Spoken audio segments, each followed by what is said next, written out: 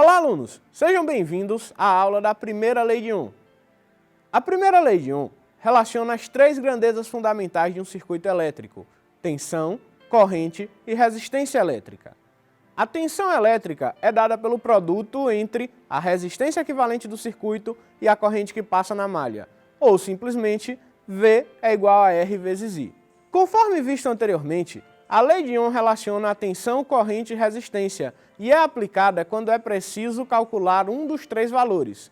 Em circuitos, é mais comum a aplicação para cálculo de tensão ou de corrente, onde V representa a tensão elétrica, R representa a resistência elétrica e a corrente elétrica. Observe a seguir um exemplo do cálculo da corrente de um circuito. Exemplo 1. A imagem nos mostra um circuito misto composto por 5 resistores. Como visto anteriormente, não existe uma receita para a resolução de circuitos mistos. É preciso analisar o circuito e perceber a relação entre os resistores. Para circuitos com essa configuração, analisar o circuito do ponto mais distante da fonte facilita o processo de análise. Desta forma, teremos R3 e R4 em série. A esta associação daremos o nome de RA. Feito isto, RA estará em paralelo com R2.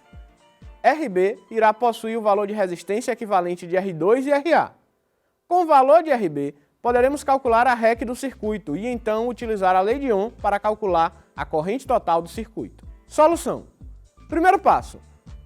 Calcular a resistência equivalente entre os resistores em série R3 e R4, que chamamos de RA.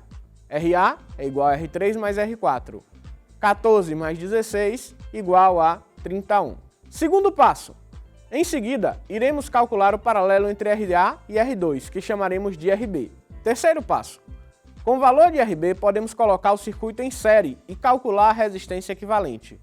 REC é igual a R1 mais RB mais R5. 8 mais 7,5 mais 7 igual a 22,5 ohm. Quarto passo.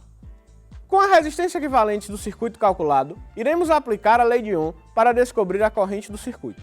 I é igual a V dividido por R. 50 dividido por 22,5 é igual a 2,22 amperes.